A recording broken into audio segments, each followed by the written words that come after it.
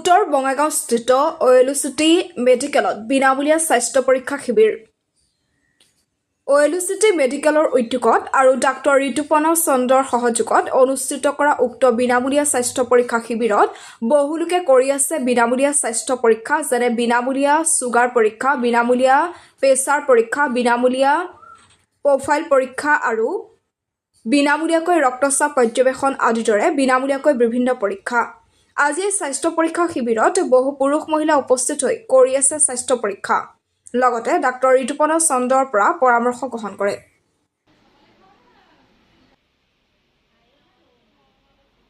নমস্কার, আমার নাম ঋতুপর্ণা চন্দ্র।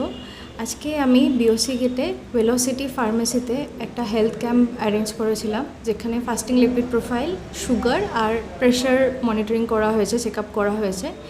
তো এভাবে আরও চেষ্টা করব যাতে হেলথ ক্যাম্প অ্যারেঞ্জ করা যায়।